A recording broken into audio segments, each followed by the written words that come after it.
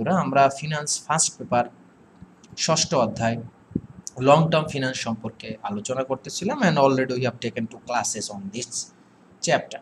Today we are going to discuss about the formula how to calculate the value of bond, and we will try to determine the value of the present value of bond. That means we are going to solve the mathematical question related with this chapter, and you already have known from previous lecture that in our exam that we are going to be participate in this exam. From this chapter there are 2 types of mathematical question. First one is value of bond determination and the value of and the yield to bond calculation. So today's lecture we are going to discuss about the formula, how to calculate the and how to determine the present value of bond and the intrinsic value of bond.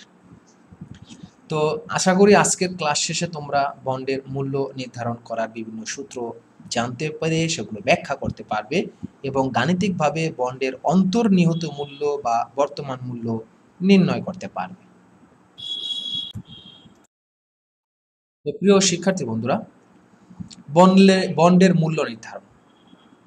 বন্ডের মূল্য বলতে bond ইস্যুকারী প্রতিষ্ঠান কর্তৃক বর্তমান সময় হতে মেয়াদপূর্তি সময় পর্যন্ত প্রদত্ত সুদ এবং পরিশোধযোগ্য মূল্যের বর্তমান মূল্যকে বোঝায়।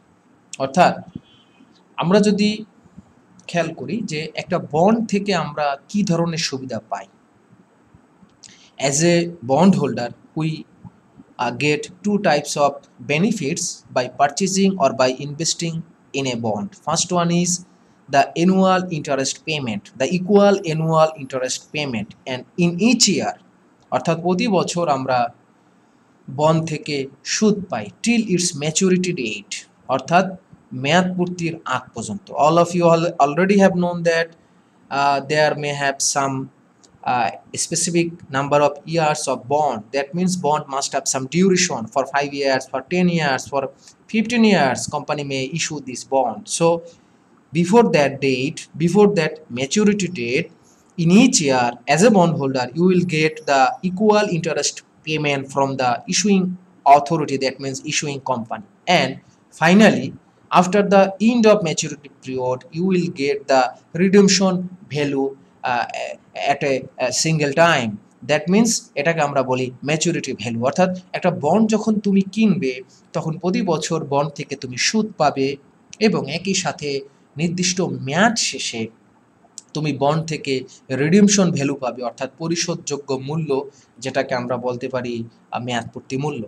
এবং এই দুইটা মূল্যর বর্তমান মূল্য কি, এই দুইটার মূল্যকে আমরা যদি বাট্টাকরণ করে আজকের মূল্য নিয়ে আসি তাহলে বন্ডের যে মূল্যটা দাঁড়াবে সেটাই হলো বন্ডের অন্তর্নিহিত মূল্য বা বন্ডের মূল্য বা বন্ডের বর্তমান মূল্য বা ভ্যালু অফ বন্ড। তো শিক্ষার্থী বন্ধুরা, আমরা একটু আগে যে কথাগুলো বললাম সেটা যদি আমি এখন দেখাই যে প্রতি বছর আমরা বন্ড থেকে সুদ পাই। দেখো সুদটা প্রতি বছর সমানভাবে, যেমন এখানে আমরা একটি বন্ডে ইনভেস্ট করেছি।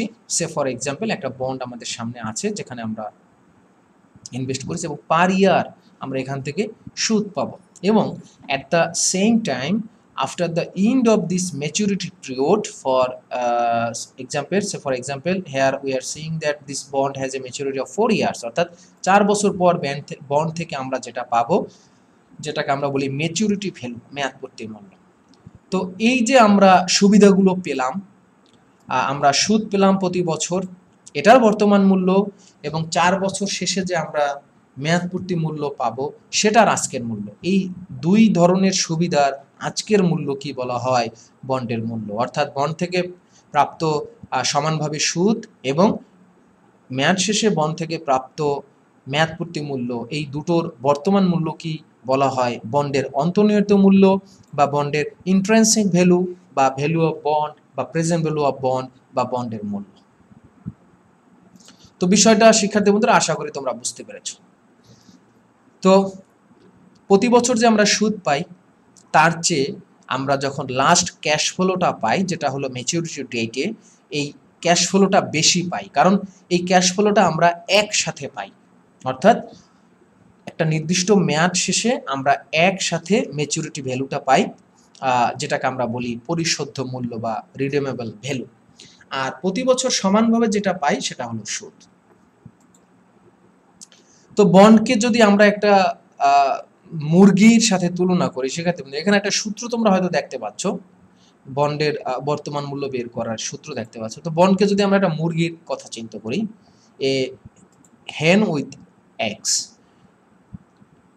Generally, if you purchase a hen, this hen will lay down eggs in each day or after every 1 day. অর্থাৎ তুমি এই মুরগি থেকে প্রতিদিন একটি করে ডিম পাবে। And finally if you sell this hen, you will get a lump sum value.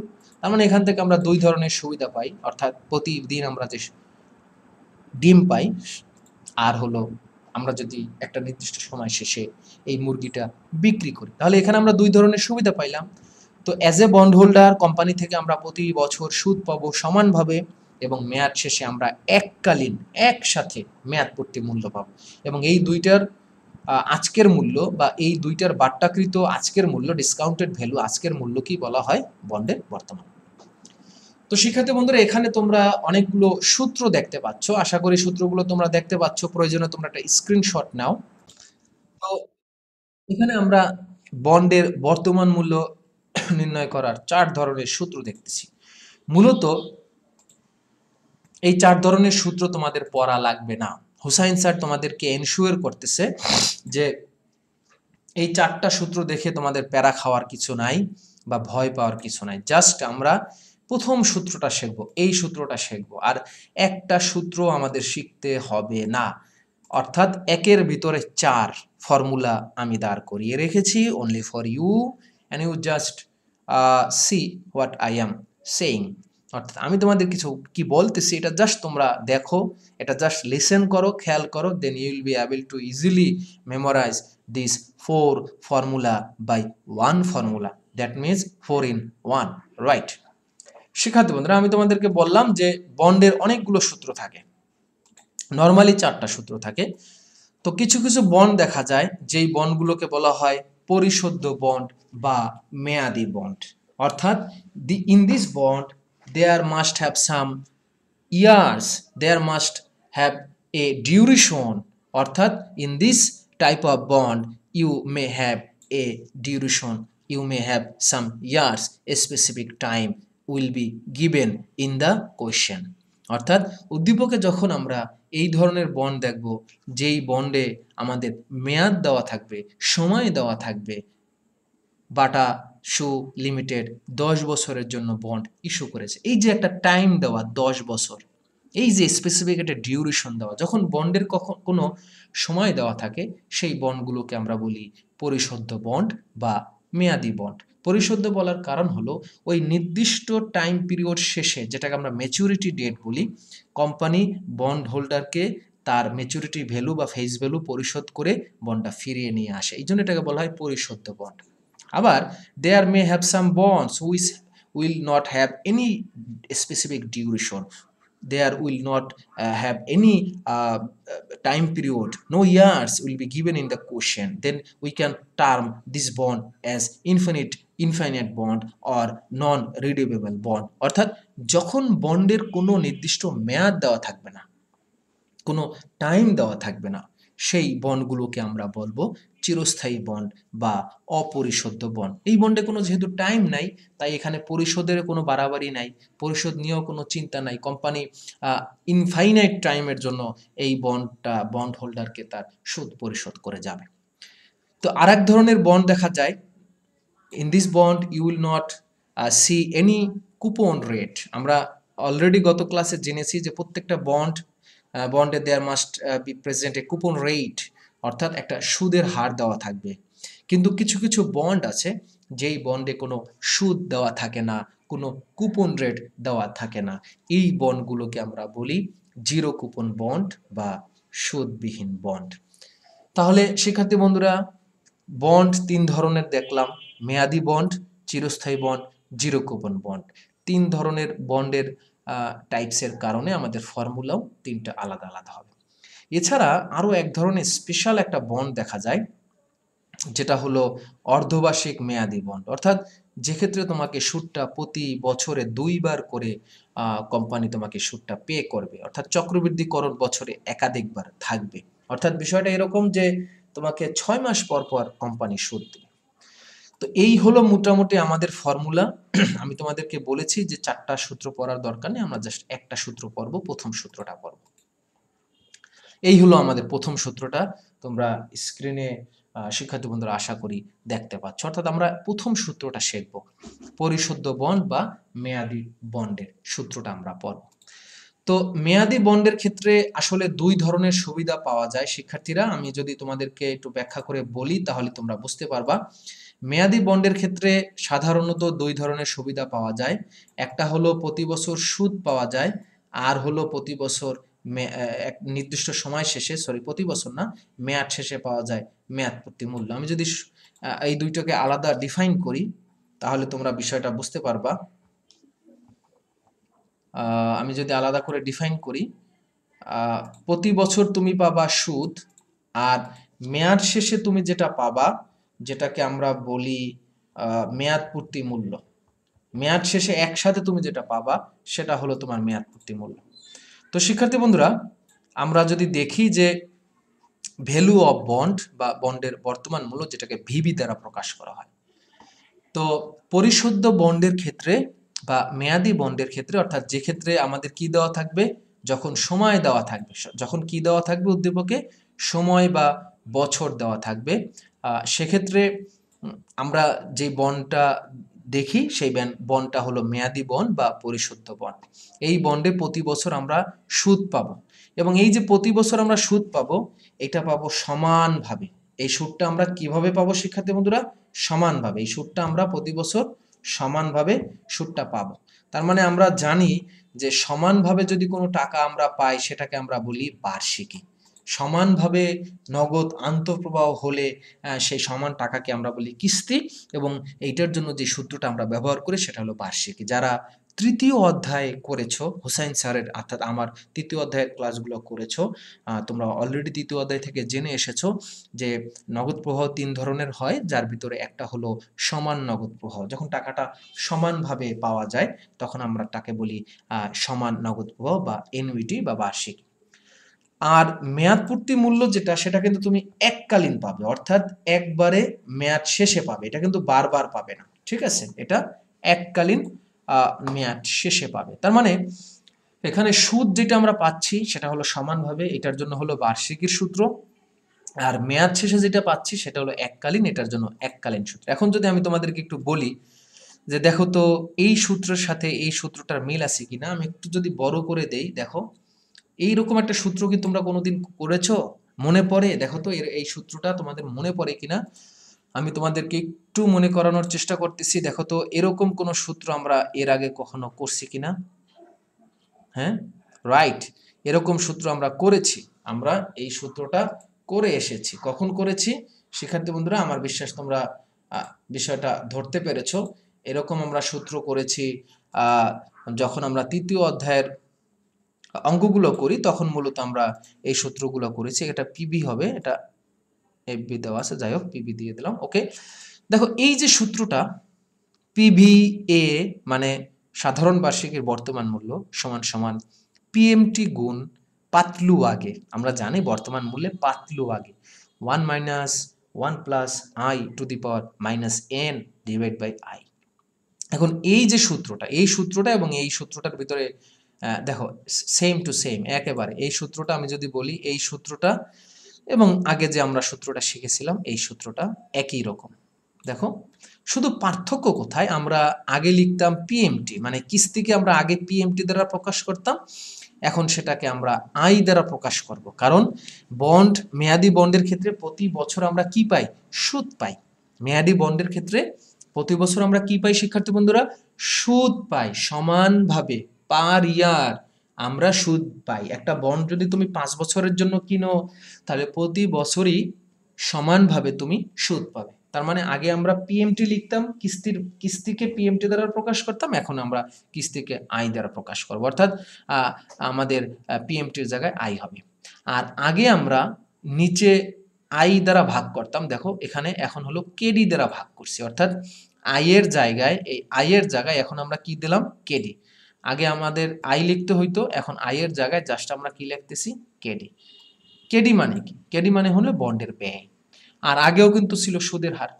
ওকে, তার মানে এই যে প্রথম যে আমরা সূত্রের প্রথম যে অংশটা অর্থাৎ সমানভাবে যে আমরা যে টাকাটা পাবো সেটার জন্য আমরা বার্ষিকী সূত্র ব্যবহার করব, অর্থাৎ সাধারণ বার্ষিকীর বর্তমান মূল্যের সূত্র ব্যবহার করে আমরা এই প্রথম অংশের বর্তমান মূল্য বের করব। আশা করি বিষয়টা শিক্ষার্থী বন্ধুরা তোমরা ক্লিয়ারলি বুঝে গেছো। এখন আসো পরেরটা। তো এখানে পরের যে অংশটা MV 1 plus KD to the power minus N, এই সূত্রটাও দেখো আমাদের মনে পড়বে। এই যে দেখো, দেখো তো এরকম একটা সূত্র আমরা এর আগে করছি কিনা। এই যে এই সূত্রটা আমরা করছি, আমার বিশ্বাস সবার মনে পড়ে গেছে। এই যে সূত্রটা PV equals to F B 1 plus I to the power minus N, এই সূত্রটা আমরা করেছি। রাইট, সবাই ধরতে পেরেছে। আমরা তৃতীয় অধ্যায়ে এককালীন নগদ প্রবাহের বর্তমান মূল্য বের করার ক্ষেত্রে এই সূত্রটা ব্যবহার করছি। এখন এই সূত্রটার সাথে আমাদের এই যে M B 1 plus KD to the power minus N, same, দেখো সেম সূত্র, এইটার এবং এইটা সেম সূত্র, শুধু একটু পার্থক্য আছে। পার্থক্যটা হলো আগে হয়তো আমরা পিভি লিখতাম, আগে আমরা এখানে এফবি লিখতাম, আগে আমরা এফবি লিখতাম, এখন এফবির জায়গায় আমরা এমবি লিখছি। আদতে কিন্তু দুইটা একই রকম। এফবি মানে কি ছিল? ভবিষ্যৎ মূল্য। আর এখানে এমভি মানে কি? এমভি মানে হলো একটা বন্ড যদি তুমি কেনো 4 বছর বা 5 বছর পর একসাথে কোম্পানি তোমাকে যেই টাকা পরিশোধ করে দিবে সেটা তোমার এমভি, অর্থাৎ নির্দিষ্ট সময় শেষে বন্ড থেকে তুমি যে পরিশোধ্য মূল্য পাবে এটা হলো তোমার ভবিষ্যৎ নগদ আন্তঃপ্রবাহ। তার মানে আগে আমরা এফবি লিখতাম, এখন আমরা এফবির জায়গায় জাস্ট কি লিখবো এমভি, মেয়াদ পূর্তি মূল্য। আর আগে আমরা কি লিখতাম আই, তাই না? আই মানে সুদের হার। এখন আই এর জায়গায় জাস্ট আমরা কি লিখবো কেডি, কেডি মানে বন্ডের ব্যয়। তাহলে শিক্ষার্থী বন্ধুরা আশা করি তোমরা সূত্র দুইটা সহজেই বুঝতে পেরেছো। এখানে খুবই খুবই সহজ দুইটা সূত্র আমরা অর্থাৎ আগেই সূত্র দুইটা পড়েছি, সেই আগের সূত্র দুইটাই মূলত আমরা বলি আওড়াচ্ছি, তাই না? হ্যাঁ, তার মানে আগে আমরা যে সূত্র দুইটা পড়ে এসেছিলাম শিক্ষার্থী বন্ধুরা, সেই দুইটা সূত্র, প্রথমটা হলো বার্ষিকী আর পরেরটা হলো এককালীন নগদ প্রবাহ। এই দুইটা যদি আমরা যোগ দেই অর্থাৎ সুদের বর্তমান মূল্য এবং মেয়াদপূর্তি মূল্যের বর্তমান মূল্য, এই দুইটা যদি আমরা যুক্ত করি তাহলে আমরা যে মানটা পাবো সেটাই হলো আমাদের বন্ডের বর্তমান মূল্য বা মেয়াদি বন্ডের মূল্য। আশা করি বিষয়টা শিক্ষার্থী বন্ধুরা তোমরা বুঝতে পেরেছো। তাহলে সূত্রে প্রথমে আসবে কি আই, আই মানে কি সুদ, সুদের হার না, আই মানে কি সুদ। এটা নির্ণয় করা আমরা একটু পরেই দেখতেছি। আই গুণ 1 minus 1 plus KD to the power minus N divide by KD. আমরা জানি যে বর্তমান মূল্য নির্ণয় করার ক্ষেত্রে পাতলু আগে আসে, মানে এক আগে আসে, মোটু পরে থাকে, আর বর্তমান মূল্য মানেই এনটা নেগেটিভ হবে। Plus MB 1 plus KD to the power minus N. আমরা জানি যে বর্তমান মূল্যের ক্ষেত্রে এককালীন নগদ প্রবাহ যখন হয় তখন আমাদের এই সূত্রটা ব্যবহার করতে হয় এবং আমরা সেই সূত্রটি লিখেছি, এবং বর্তমান মূল্য মানি মাইনাস এন। তো আশা করি শিক্ষার্থী বন্ধুরা সূত্রটা তোমরা বুঝতে পেরেছো। এখন আসো সূত্রের ব্যাখ্যা। আমি একটু আগে তোমাদেরকে বলেছি যে এই সূত্রের ব্যাখ্যা আমাদের দিব। প্রথমে আসো আই, আই মানে হলো বার্ষিক সুদের পরিমাণ। শিক্ষার্থী বন্ধুরা আই মানে কি? বার্ষিক সুদের পরিমাণ। এখন এই আইটা আমরা কিভাবে বের করব? আমাদের উদ্দীপকে লিখিত মূল্য দেওয়া থাকবে বা অভিহিত মূল্য, প্রত্যেকটা বন্ডের একটা লিখিত মূল্য বা অভিহিত মূল্য দেওয়া থাকে, এবং একই সাথে প্রত্যেকটা বন্ডের ক্ষেত্রে কুপন রেট দেওয়া থাকবে। তো লিখিত মূল্যকে যদি আমরা কুপন রেট দিয়ে গুণ দেই তাহলে আমাদের বার্ষিক সুদের পরিমাণ বের করতে আমরা সমর্থ হব, যেটা কিস্তির মতো অনেকটা। আগে আমরা পিএমটি লিখতাম, এখন আমরা আই লিখব। যেমন আমি উদাহরণস্বরূপ ধরো একটা বন্ডের জাস্ট আমরা এটা একটা বোঝার জন্য আর কি দিচ্ছি। ধরো একটা বন্ডের লিখিত মূল্য বা অভিহিত মূল্য দুইটা নামই থাকতে পারে। 1000 টাকা লিখিত মূল্য আর অভিহিত মূল্য কিন্তু একই, আর কুপন রেট আছে ধরো 6%। এখন প্রশ্ন হলো এই বন্ডের সুদ কত? তাহলে আমরা কি করব? জাস্ট আমাদের লিখিত মূল্য বা অভিহিত মূল্য যা আছে শিক্ষার্থী বন্ধুরা, জাস্ট আমরা এইটাকে কুপন রেট দিয়ে গুণ দেব। ওকে, তাহলে আমাদের লিখিত মূল্য হলো 1000, লিখিত মূল্য 1000 আর কুপন রেট হলো আমাদের 6%, 6% মানে 0.06। তাহলে আমরা যদি 1000-কে 6% দিয়ে গুণ দিই শিক্ষার্থী বন্ধুরা, তাহলে আমাদের 60 টাকা বের হবে আমাদের এই বন্ডের সুদ। এবং এই যে 60 টাকা আমাদের বের হইলো শিক্ষার্থী বন্ধুরা, এই যে 60 টাকা আমাদের বের হইলো, এই 60 টাকা হলো প্রতি বছরই আমরা এই বন্ড থেকে পাবো মেয়াদ পূর্তির আগ পর্যন্ত। আমাদের বন্ডটা যদি 5 বছরের জন্য হয় তাহলে 60 টাকা আমরা 5 বার করে পাবো। তার মানে এটা সমান নগদ প্রবাহ মানে বার্ষিকী, এই কারণে এখানে এই যে আইটা লেখা হয়েছে পিএমটির জায়গায়। আচ্ছা, এরপর আসো আমাদের কেডি। কেডি মানে কি? কেডি মানে হলো শিক্ষার্থী বন্ধুরা বন্ডের প্রয়োজনীয় আয়ের হার। তবে কেডির আরও নাম থাকতে পারে, বাট্টার হার, মূলধন ব্যয়, সুযোগ ব্যয় নামেও থাকতে পারে। অর্থাৎ একটা বন্ড থেকে তুমি সর্বনিম্ন যেই আয়ের হারটা তুমি এক্সপেক্ট করো, minimum required rate of return, যেটাকে আমরা কস্ট অফ ক্যাপিটাল নামে বলতে পারি। যেহেতু এখানে আমরা বন্ডের ব্যয় নির্ণয় করতেছি, তাই এখানে কস্ট অফ ডেপ্ট, ডেপ্ট বন্ডকে ডেপ্ট দ্বারা প্রকাশ করা হয়, ডি দ্বারা প্রকাশ করা হয়। এটাকে বাট্টার হার নামেও বলা যায়, সুযোগ ব্যয় নামেও বলা যায়, প্রয়োজনীয় আয়ের হারও নামে বলা যায়। অর্থাৎ তুমি যে এই বন্ডে ইনভেস্ট করতেছো, অবশ্যই ইনভেস্টের এই টাকাটা তুমি হয়তো ব্যাংক থেকে সংগ্রহ করেছো, তাহলে ব্যাংক তোমার কাছ থেকে সুদ পাবে। হয়তো এমনও হইতে পারে যে এই টাকাটা তুমি কোনো শেয়ার হোল্ডারের কাছ থেকে সংগ্রহ করেছো, তাহলে তাদেরকে লভ্যাংশ দিতে হবে। তার মানে এই বন্ড থেকে তোমার একটা মিনিমাম রেট অফ রিটার্ন উঠাইতেই হবে। এই জন্যই এটাকে বলা হয় প্রয়োজনীয় আয়ের হার বা মূলধন ব্যয়, বিভিন্ন নামে বলা যায়। কেডি মানে তাহলে কি দাঁড়ালো? প্রয়োজনীয় আয়ের হার, প্রত্যাশিত আয়ের হার, বাট্টার হার, মূলধন ব্যয়, সুযোগ ব্যয়, বিভিন্ন নামে থাকতে পারে। এরপর আসো এন। শিক্ষার্থী বন্ধুরা এন মানে কি? এন, এন মানে হলো বন্ডের একটা মেয়াদ দেওয়া থাকবে, সেই মেয়াদকে বলা হয় এন। হয়তো পারে 5 বছর, 10 বছর, 20 বছর, বিভিন্ন নামে থাকতে পারে। এরপর হলো এমভি। এমভি মানে হলো পরিপক্ক মূল্য বা মেয়াদ পূর্তি মূল্য বা পরিশোধ্য মূল্য। এমভি মানে হলো ম্যাচুরিটি ভ্যালু।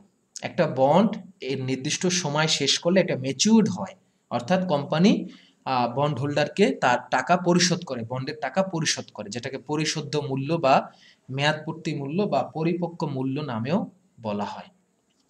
আর ভিবি মানে কি? এই যে ভিবি, ভিবি মানে হলো ভ্যালু অফ বন্ড, অর্থাৎ বন্ডের বর্তমান মূল্য বা বন্ডের মূল্য। তো এখানে একটা বিষয় একটু আমি বলে যাই, সেটা হলো অনেক সময় এমভি সরাসরি দেওয়া থাকবে না, মানে মেয়াদপূর্তি মূল্য আমাদের প্রশ্নে দেওয়া থাকবে না। যদি মেয়াদপূর্তি মূল্য আলাদাভাবে দেওয়া না থাকে, ধরো দেওয়া নাই, সবসময় থাকবে এমন না, সেক্ষেত্রে আমরা কি করব? সেক্ষেত্রে যে লিখিত মূল্যকেই আমরা মেয়াদপূর্তি মূল্য ধরে অঙ্ক চালাবো। অর্থাৎ মেয়াদপূর্তি মূল্য আলাদাভাবে দেওয়া না থাকলে লিখিত মূল্যকে আমরা মেয়াদপূর্তি মূল্য ধরে অঙ্ক চালাবো। তো আশা করি পরিশোধ্য বন্ড বা মেয়াদি বন্ডের বর্তমান মূল্য নির্ণয় করার প্রক্রিয়াটা তোমরা বুঝতে পেরেছো। শিক্ষার্থী বন্ধুরা এখন আমরা দেখব চিরস্থায়ী বন্ড বা অপরিশোধ্য বন্ড। এটা কখন হবে? যখন প্রশ্নে সময় দেওয়া থাকবে না। আমি আবারও বলতেছি, চিরস্থায়ী বন্ড, অপরিশোধ্য বন্ড, এটা আমরা কখন ব্যবহার করব? যখন আমাদের প্রশ্নে সময় দেওয়া থাকবে না। তাহলে আমরা এই সূত্রটা পরে শিখি। এই সূত্রটা তো আমরা মাত্র শিখলাম, তাই না? এই যে নিচের যে সূত্রটা, এটা তো আমরা মাত্র শিখলাম। এই যে এই সূত্রটা কিন্তু আমরা মাত্র শিখে আসলাম। আমি তোমাদেরকে বলছি যে একটা সূত্র দিয়ে 4টা সূত্রকে কভার করব, একের ভিতরে 4। তো এই সূত্রটা আমরা কখন ব্যবহার করি? মেয়াদি বন্ডের ক্ষেত্রে। ওকে, এখন চিরস্থায়ী বন্ড মানে কি? যখন সময় দেওয়া থাকবে না। চিরস্থায়ী বন্ড বা অপরিশোধ্য বন্ডের ক্ষেত্রে কি দেওয়া থাকবে না? সময় দেওয়া থাকবে না। তাহলে সময়টাকে আমরা কি দ্বারা প্রকাশ করি? এন দ্বারা। এখানেও এন আছে, এখানেও এন আছে। এখন এন যদি 0 হয়, এন এর মান যদি 0 হয়, তাহলে টোটাল মানটা আমাদের 0 হয়ে যাবে, নাই। আবার এখানেও এন এর মান 0 মানে টোটাল মানটা আমরা ধরবো নাই, টোটাল মানটা আমরা এখানে ধরবো না, মনে করো নাই।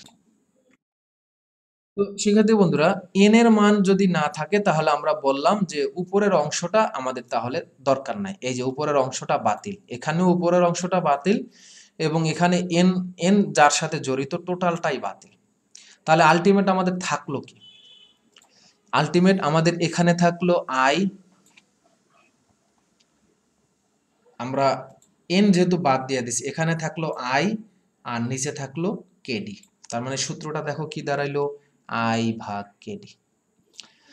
আবারও আমি বিষয়টা আবারও বুঝাই দিচ্ছি শিক্ষার্থী বন্ধুরা, ভালো করে খেয়াল করো।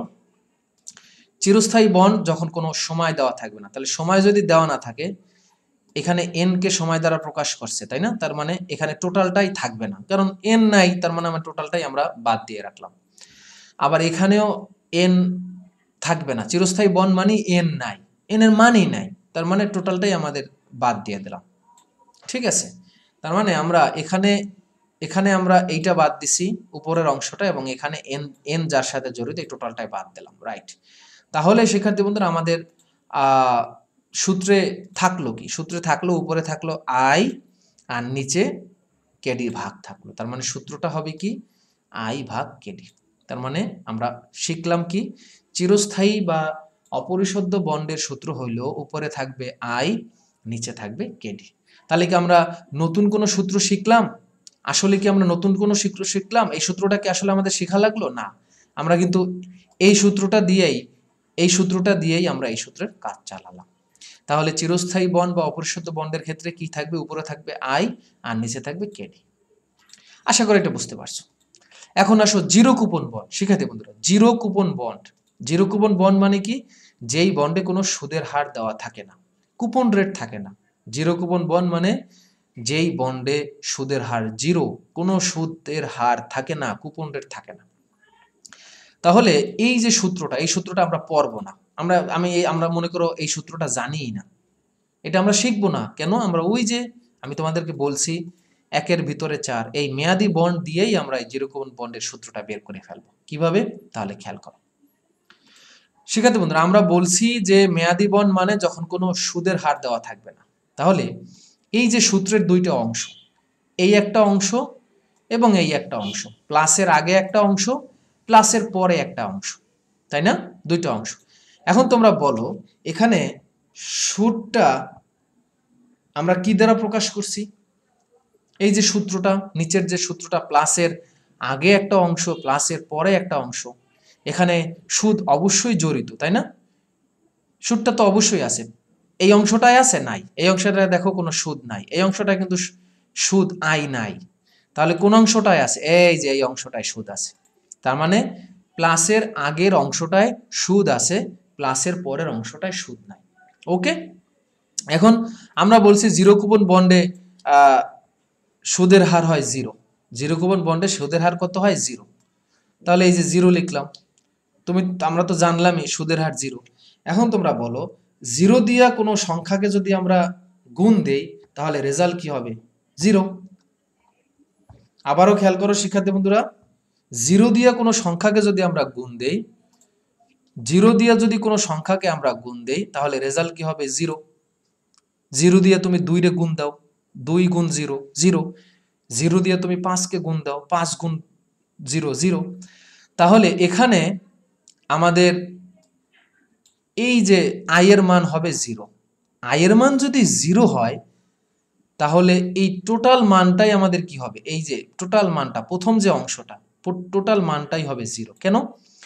কারণ এই অংশটায় তোমার যা মানই থাকুক, এই অংশটায় তোমাদের যে মানই থাকুক না কেন, যেহেতু টোটাল অংশটাকে আমরা জিরো দিয়ে গুণ দিতেছি, কারণ জিরো কুপন বন্ডে আই মানে জিরো, তার মানে এইখানে টোটাল মানটাই আমাদের কি হবে?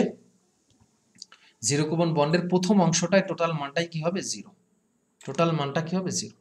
তার মানে এই অংশটা আমাদের কোনো দরকারই নাই। কেন দরকার নাই? কারণ এটার মান তো হলো জিরো। এটার মান তো হয়ে যাবে জিরো, কারণ জিরো দিয়ে কোনো সংখ্যাকে গুণ দিলে জিরো হয়, আর জিরো কুপন বন্ড মানে যেখানে কোনো সুদের হার থাকবে না, জিরো। তাহলে প্রথম অংশটা যদি আমাদের জিরো হয় তাহলে আলটিমেট আমাদের থাকলো নিচের অংশটা, অর্থাৎ এই অংশটা আমাদের থাকলো শিক্ষার্থী বন্ধুরা, পরের অংশটা অর্থাৎ এই অংশটা আমাদের থাকলো। এখন দেখো তাহলে জিরো কুপন বন্ডের সূত্র হবে কোনটা? এই যে এটা। আশা করি তোমরা বুঝতে পারছো খুব সহজেই শিক্ষার্থী বন্ধুরা। জিরো কুপন বন্ডে তাহলে দ্বিতীয় অংশটা থাকবে, অর্থাৎ সমান সমানের আগের অংশটা আসবে না, অর্থাৎ এই অংশটা আসবে না। কেন? কারণ এখানে জিরো কুপন বন্ডে সুদের হার জিরো হয়, আর জিরো দিয়ে কোনো সংখ্যাকে গুণ দিলে জিরো হয়। তার মানে প্রথম অংশটা বাতিল। তাহলে থাকলো কি? এই দ্বিতীয় অংশটা থাকলো, এই যে দ্বিতীয় অংশটা।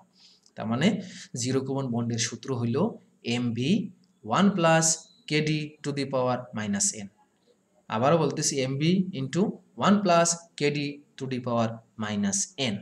তাহলে আমরা যদি দেখি যে আমরা কি আসলে এই সূত্রটা শিখলাম? না, এই সূত্রটা আমাদের শেখা লাগে নাই, কারণ আমরা এই যে মেয়াদি বন্ডের সূত্র দিয়েই এই সূত্রটা আমরা বের করে ফেললাম। আশা করি বিষয়টা বুঝতে পেরেছো। তো এখন আসো অর্ধবার্ষিক সুদের মেয়াদি বন্ডের ক্ষেত্রে।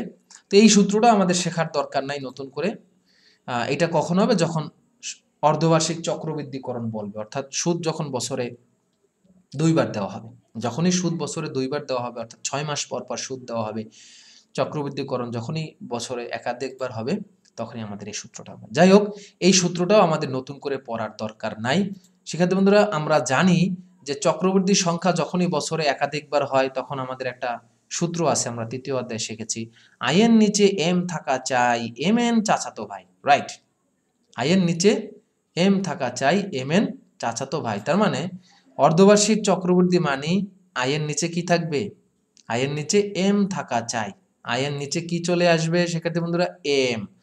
আর অর্ধবার্ষিক মানে কি হবে? এম এর মান 2। তার মানে আইয়ের নিচে এম হইল, আইয়ের নিচে এম এর মান কত হবে শিক্ষার্থী বন্ধুরা? 2। আইয়ের নিচে এম থাকা চাই এম এর চাচাতো ভাই। এটা সব জায়গায় হবে। এটা এন এর সাথে গুণ হবে, ঠিক আছে? এন এর সাথে গুণ হয়ে যাবে, যেখানে যেখানে এন আছে এন এর সাথে গুণ হয়ে যাবে। আর এটা আই বা কেডির নিচে কি হয়ে যাবে? ভাগ হয়ে যাবে। এই যে প্রত্যেকটার ক্ষেত্রে এটা কি হয়ে গেল? ভাগ হয়ে গেল। এটার নিচে ভাগ হয়ে গেল, এটার নিচে ভাগ হয়ে গেল, এটার নিচেও 2 ভাগ হয়ে আসবে। তাহলে বিষয়টা কি দাঁড়ালো শিক্ষার্থী বন্ধুরা? আমি আবারও বলতেছি, আমি কিন্তু এই সূত্রটা আমি কিন্তু একবারের জন্য শিখাই নাই এখনো। এই সূত্রটা কিন্তু আমি একবারের জন্য শিখাইনি, অর্থাৎ অর্ধবার্ষিক সুদের মেয়াদি বন্ডের এই সূত্রটা আমি শিখাই নাই, শেখানোর আমাদের দরকারও নাই। আমরা আগে যে প্রথম সূত্রটা শিখেছিলাম মেয়াদি বন্ড, জাস্ট মেয়াদি বন্ড যেই সূত্রটা আছে এই সূত্র দিয়েই আমরা আই এর নিচে জাস্ট এম নিয়ে আসব এবং এম এর সাথে এন গুণ দেব। কেন? কারণ আমরা জানি শিক্ষার্থী বন্ধুরা, অর্ধবার্ষিক চক্রবৃদ্ধিকরণ মানে হলো বছরে চক্রবৃদ্ধির সংখ্যাটা 2 বার হয়, যেহেতু 6 মাস পর পর। তার মানে আমাদের সূত্রে যেখানে যেখানে আই আছে, আই এর নিচে জাস্ট 2 চলে আসবে। এই যে দেখো, সূত্রে যেখানে যেখানে আই আছে আই এর নিচে এম আসবে, আর এম এর সাথে এন জাস্ট গুণ হয়ে যাবে। এই যে সূত্রে যেখানে যেখানে আই বা কেডি আছে এটার সাথে এম ভাগ হবে, আই এর নিচে এম থাকা চাই এবং এম এর চাচাতো ভাই। অর্থাৎ এই আই এর নিচে 2 ভাগ হবে, এই কেডির নিচে 2 ভাগ হবে, এই কেডির নিচে 2 ভাগ হবে এবং এম এর সাথে এন গুণ হবে, 2 গুণ হয়ে যাবে। আবার এখানে কেডি আছে, কেডির নিচে 2 ভাগ হবে এবং এন এর সাথে 2 গুণ হবে। তাহলে শিক্ষার্থী বন্ধুরা, তোমরাই বলো, আমরা কি এই সূত্রটা শিখলাম? না, এই সূত্রটা তো আমরা নতুন করে শিখে নেই। আমরা এই যে 1 নাম্বার যে সূত্র, এই 1 নাম্বার সূত্র দিয়ে আমরা এটা শিখে ফেললাম। তো আশা করি শিক্ষার্থী বন্ধুরা বিষয়টা তোমরা বুঝতে পারছো। এখন চলো আমি সব সূত্র একসাথে নিয়ে আসি, সব সূত্র আমাদের যেখানে একসাথে করা ছিল সেখানে যাই। এই যে সব সূত্র আমাদের যেখানে একসাথে ছিল সেখানে চলে যাই। তাহলে আমি তোমাদেরকে সূত্র একটা শিখতে বলছি, জাস্ট আমরা এই সূত্রটা শিখবো, এই যে এই সূত্রটা শিখবো, ঠিক আছে? অর্থাৎ আমরা পরিশোধ্য বন্ড বা মেয়াদি বন্ডের এই সূত্রটা শিখব। যখনই আমাদের চিরস্থায়ী বন্ড বের করতে বলবে, চিরস্থায়ী বন্ডের বর্তমান মূল্য যখন বের করতে বলবে, জাস্ট আমরা প্রথম সূত্রটা থেকে কি বাদ দেব? প্রথম সূত্রটা থেকে যেখানে যেখানে এন সংযুক্ত, এটার সাথে এন সংযুক্ত, তাই এটা বাদ যাবে। আবার উপরের এই অংশটার সাথে এন সংযুক্ত, তার মানে উপরের অংশটাও বাদ যাবে। তাহলে উপরে থাকবে আই, তাহলে সূত্রে কি থাকবে শিক্ষার্থী বন্ধুরা? অর্ধবার্ষিকের ক্ষেত্রে উপরে থাকবে আই, নিচে থাকবে কেডি। এই যে সেই সূত্রটা, আই ভাগ কেডি। এরপর আসো zero coupon bond. Zero coupon বন্ডের ক্ষেত্রেও জাস্ট আমরা কি করব? জিরো কুপন বন্ড মানে কি? যেই বন্ডে কোনো সুদ থাকবে না, তার মানে সুদ মানে নাই, তার মানে এই I0। সুদ নাই মানে কি I0, সুদ না থাকা মানে হলো I0। তো I যদি 0 হয় তাহলে এই টোটালটার মানও 0 হয়ে যাবে। তার মানে প্রথম যে অংশটা, এই প্রথম অংশটা শিক্ষার্থী বন্ধুরা আমাদের দরকার নাই। এই প্রথম অংশটা আমাদের বাতিল, এই প্রথম অংশটা আমাদের বাতিল। কেন? কারণ প্রথম অংশে I আছে। তাহলে জাস্ট আমরা কি করব, দ্বিতীয় অংশটা জাস্ট নেব, অর্থাৎ দ্বিতীয় যে অংশটা আছে আমাদের MV 1 plus KD two the power minus n, তার মানে জিরো কুপন বন্ডের ক্ষেত্রে জাস্ট দ্বিতীয় অংশটা আসবে। এরপর আসো অর্ধবার্ষিক চক্রবৃদ্ধি সুদ। অর্ধবার্ষিক চক্রবৃদ্ধি সুদের ক্ষেত্রে কি হবে, সূত্র যা আছে তাই হবে, শুধু I এর নিচে m থাকা চাই, অর্থাৎ 2 চলে আসবে এবং m এর সাথে n গুণ হবে, অর্থাৎ 2 গুণ হবে। যেখানে যেখানে I বা KD আছে সেখানে সেখানে 2 ভাগ হবে এবং m এর সাথে n গুণ হয়ে যাবে। তো আশা করি শিক্ষার্থী বন্ধুরা আমরা এই একটা সূত্র দিয়ে আসলে কিন্তু আমরা এই 4টা সূত্রকে কতল করলাম, তাই না? আসলে 4টা সূত্র আমাদের শিখতে হবে না, একের ভিতরে 4, একটা সূত্র দিয়ে আমরা 4টা সূত্র কভার করব। বিষয়টা তোমাদের আশা করি বুঝতে পেরেছো। তাহলে আমরা এখন কিছু টেস্ট করি, কিছু অঙ্ক আমরা এখন টেস্ট করি। তো তোমাদেরকে একটু আগে বলেছি যে প্রশ্নে যদি সুনির্দিষ্ট নির্দেশনা দেওয়া না থাকে, তখন মেয়াদপূর্তি মূল্য যদি দেওয়া না থাকে, সেক্ষেত্রে আমরা অভিহিত মূল্য বা লিখিত মূল্যকে মেয়াদপূর্তি মূল্য হিসেবে বিবেচনা করব। এটাও তোমাদেরকে আমি একটু আগে বলছি যে মেয়াদপূর্তি মূল্য বা এমবি আলাদাভাবে দেওয়া না থাকলে লিখিত মূল্য বা অভিহিত মূল্যকে আমরা এমবি ধরে কাজ চালাবো। আর কোনটি কোন ধরনের বন্ড সেটি কিভাবে চিনবো? যদি কুপন সুদের হার দেওয়া না থাকে সেটি হবে জিরো কুপন বন্ড। যদি কোনো মেয়াদ দেওয়া না থাকে তাহলে সেটা হলো চিরস্থায়ী বা অপরিশোধযোগ্য বন্ড। আর মেয়াদ এবং কুপন সুদের হার দুইটা একই সাথে যদি থাকে সেটা হবে মেয়াদি বন্ড বা পরিশোধিত বন্ড। তাহলে চলো আমরা কিছু টেস্ট করি। সজীব বিল্ডার্স লিমিটেড প্রতিটি 1000 টাকা মূল্যের 8% কুপন সুদের হারে বন্ড ইস্যু করেছে। বন্ডের অবশিষ্ট মেয়াদকাল 12 বছর, প্রয়োজনীয় আয়ের হার 7%। অন্যদিকে কনকর্ড হাউজিং লিমিটেড প্রতিটি 3000 টাকা মূল্যের 14% কুপন সুদের হারে বন্ড ইস্যু করেছে। বন্ডের অবশিষ্ট মেয়াদকাল 5 বছর, প্রয়োজনীয় আয়ের হার 12%।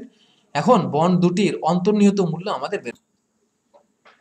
তো আমরা কোন সূত্রটা ব্যবহার করব? আমাদের সামনে 4টা সূত্র চলে আসছে। তো সেক্ষেত্রে বন্ধুরা আশা করি তোমরা বুঝতে পেরেছো যে কোন সূত্রটা তোমরা এখানে ব্যবহার করবে। আমাদের এখানে স্পষ্টভাবে বলা আছে, সুদের হার দেওয়া আছে, সুদের হার দেওয়া আছে, আবার দেওয়া আছে কি মেয়াদকাল। দ্বিতীয় বন্ডের ক্ষেত্রেও সুদের হার দেওয়া আছে এবং একই সাথে মেয়াদকাল দেওয়া আছে, তার মানে এটা মেয়াদি বন্ড। তার মানে এখানে আমরা 1 নম্বর সূত্রটা ব্যবহার করে বন্ডের বর্তমান মূল্য নির্ণয় করব। চলো আর একটা টেস্ট করি। জনাব হাসান নাভানা কোম্পানির একটি বন্ড ক্রয়ের চিন্তা করেছেন, যা থেকে প্রতি বছর 1200 টাকা করে সুদ পাওয়া যাবে অনির্দিষ্ট কালের জন্য, মানে বছর দেওয়া নাই। বন্ডটি কোন ধরনের? ইস্যুকৃত বন্ডের বর্তমান মূল্য নির্ণয় করে। তাহলে শিক্ষার্থী বন্ধুরা এখানে আমরা বুঝতেই পেরেছি যে যেহেতু এখানে কোনো মেয়াদ দেওয়া নাই, যেখানে স্পষ্টভাবে বলছে অনির্দিষ্ট কালের জন্য, তার মানে এটা চিরস্থায়ী বন্ডের বর্তমান মূল্যের সূত্র ব্যবহার করে আমরা এটা নির্ণয় করব।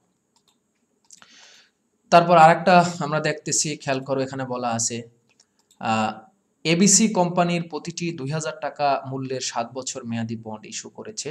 প্রয়োজনীয় আয়ের হার 10%, বাজার মূল্য 1050 হলে একজন বিনিয়োগকারীর দৃষ্টিকোণ থেকে বন্ডটি ক্রয় করা উচিত হবে কিনা তা মূল্যায়ন করো। শিক্ষার্থী বন্ধুরা, প্রয়োজনীয় আয়ের হার মানে কিন্তু কুপন রেট না।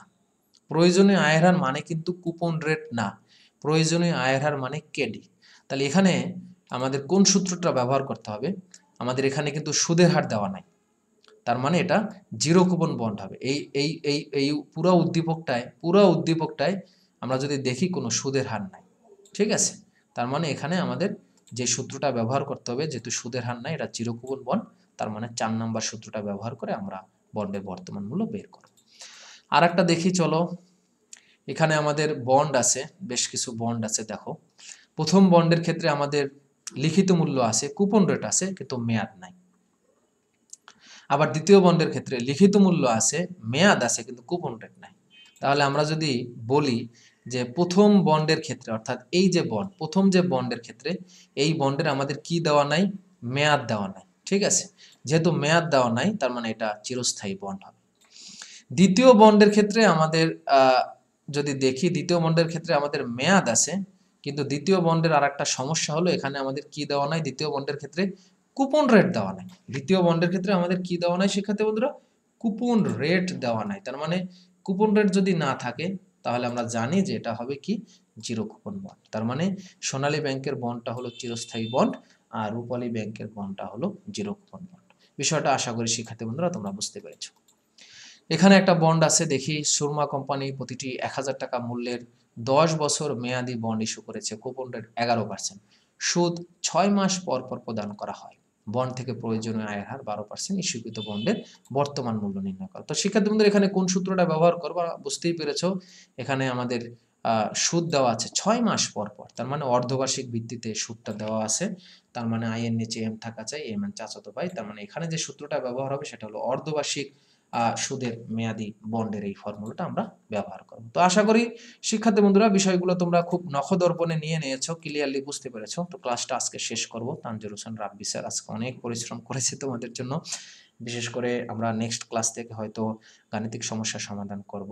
তো গাণিতিক সমস্যার ক্লাস করার আগে আজকের ক্লাসটি খুবই খুবই গুরুত্বপূর্ণ। আজকের ক্লাসে আমরা সূত্র সম্পর্কে জেনেছি এবং কখন কোন সূত্রটি ব্যবহার করব এবং একটি সূত্র দিয়ে কিভাবে বাকি 3টা সূত্র ব্যবহার করতে হবে সেই বিষয়গুলো আমরা খুবই খুবই এফিশিয়েন্টলি এফেক্টিভলি জানতে পেরেছি। সবাই আমার জন্য দোয়া করো, সবাই ভালো থাকো, নিরাপদে থাকো। হতাশাকে হতাশ করতে পারলেই তুমি সফল। আসসালামু আলাইকুম।